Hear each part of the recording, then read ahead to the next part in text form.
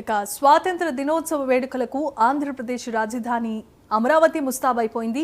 రాయపూడిలో స్వర్ణాంధ్ర 2047 ఇతివృత్తంతో కూటమి ప్రభుత్వం ఘనంగా ఈ వేడుకలు నిర్వహించేందుకు అన్ని ఏర్పాట్లు పూర్తి చేసింది. సుమారు 30 ఎకరాల విస్తీర్ణంలో ప్రత్యేకంగా పెరేడ్ మైదానాన్ని కూడా సిద్ధం చేశారు. రేపు ఉదయం 7:30 ఏపీ సచివాలయంలో ప్రభుత్వ ప్రధాన కార్యదర్శి జెండా వందనం చేస్తారు. 7:45 శాసన మండలి ప్రాంగణంలో మండలి చైర్మన్ మోషన్ రాజు జెండా వందనం నిర్వహిస్తారు. ఉదయం 8 గంటలకు శాసనసభ ప్రాంగణంలో స్పీకర్ అయ్యన్న పాత్రుడు జాతీయ పతాకాన్ని ఆవిష్కరించనున్నారు. ఇక మరోవైపు వీఐపీల రాక నేపథ్యంలో అమరావతితో పాటు ఉండవల్లి, పెనుమాక, తాడేపల్లి, విజయవాడ ప్రాంతాల్లో భారీ భద్రతా ఏర్పాట్లు చేస్తున్నారు. ప్రకాశం బ్యారేజ్తో పాటు విజయవాడ నగరంలో ప్రత్యేకమైన విద్యుత్ దీపాలంకరణ చేపట్టారు. స్వాతంత్ర వేడుకలు ఘనంగా నిర్వహించేందుకు యంత్రాంగం అన్ని ఏర్పాట్లను పూర్తి చేసింది.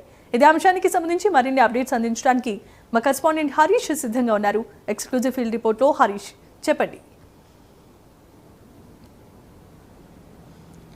జమీమా, రేపు జరిగేటువంటి స్వాతంత్ర దినోత్సవ వేడుకలకు సంబంధించి అమరావతి ప్రాంగణంలో అంటే అమరావతి రాజధాని ప్రాంతంలో ప్రత్యేకంగా రాయపూడిలో దాదాపుగా 30 ఎకరాల స్థలంలో ఈ వేడుకలకు సంబంధించినటువంటి ఏర్పాట్లు దాదాపుగా పూర్తయ్యాయి. రేపు ఉదయం జరిగేటువంటి కార్యక్రమాలకు సంబంధించినంత వరకు కూడా ఇప్పటికే భారీగా రాష్ట్ర ప్రభుత్వం కూడా ఏర్పాట్లు చేసింది. అమరావతి ప్రాంతంలో రాజధాని నిర్మాణానికి సంబంధించి జరుగుతున్నటువంటి ప్రక్రియలో భాగంగా ఇటువంటి కార్యక్రమాలకి దేశ స్వాతంత్రానికి సంబంధించి సమగ్రతకు సంబంధించినటువంటి ప్రత్యేకమైనటువంటి కార్యక్రమాలు నిర్వహించేందుకు ప్రత్యేకమైనటువంటి పెరేడ్ గ్రౌండ్ను కూడా రాష్ట్ర ప్రభుత్వం సిద్ధం చేసింది. 30 ఎకరాల సువిశాలమైనటువంటి స్థలంలో ప్రత్యేకించి స్వాతంత్ర దినోత్సవ వేడుకలకు సంబంధించినటువంటి ఏర్పాట్లు, శకటాలకు సంబంధించినటువంటి రాకపోకలు, వీఐపీలు ఆహ్వానితులు, ప్రత్యేక ఆహ్వానితులకి ప్రత్యేకమైనటువంటి గ్యాలరీలు ఏర్పాటు చేయటం, అదేవిధంగా వచ్చినటువంటి ఆహ్వానితులు ఎవరైతే ఉన్నారో వాళ్ళు రాకపోకలు సాగించేందుకు అనువుగా అవసరమైనటువంటి రూట్స్ను కూడా సిద్ధం చేయడం. దాదాపుగా 3 నుంచి 4 రూట్లను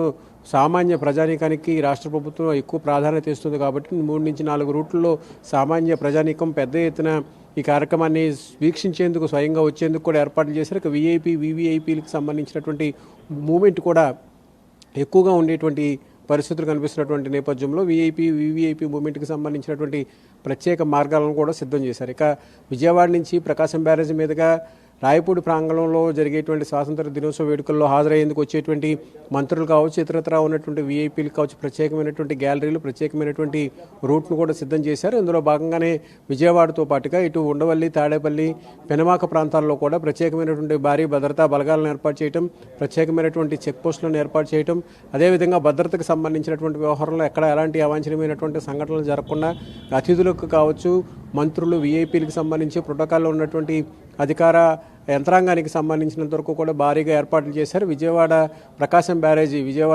బ్యారేజ్ దాటిన తర్వాత నుంచి రాజధాని ప్రాంతం ప్రారంభమవుతుంది కాబట్టి విజయవాడ ప్రకాశం బ్యారేజీకి ప్రత్యేకమైనటువంటి విద్యుత్ దీపాలంకరణ చేయటం, అదేవిధంగా విజయవాడలో ఉన్నటువంటి ప్రధాన కోడళ్లలో కూడా ప్రత్యేకమైనటువంటి విద్యుత్ దీపాలంకరణ చేయటం, అదేవిధంగా రేపు జరిగేటువంటి స్వాతంత్ర దినోత్సవ వేడుకలకు సంబంధించినటువంటి ఆహ్వానితులకు ప్రత్యేకమైనటువంటి ఇన్వైటీస్ ఎవరైతే ఉంటారో వాళ్ళందరికీ కూడా ప్రత్యేకమైనటువంటి రాకపోకలకు వీలుగా ఉండేటువంటి మార్గాలను సిద్ధం చేయటం, వీటన్నిటికి సంబంధించినటువంటి ఏర్పాట్లు యంత్రాంగం ఇప్పటికే దాదాపుగా పూర్తి చేసినటువంటి నేపథ్యంలో రేపు జరిగేటువంటి స్వాతంత్ర దినోత్సవ వేడుకలకు భారీ ఎత్తున సందర్శకులు కూడా తరలించేటువంటి అవకాశం అయితే కనిపిస్తుంది. Jemimah, right, thanks for the updates Harish.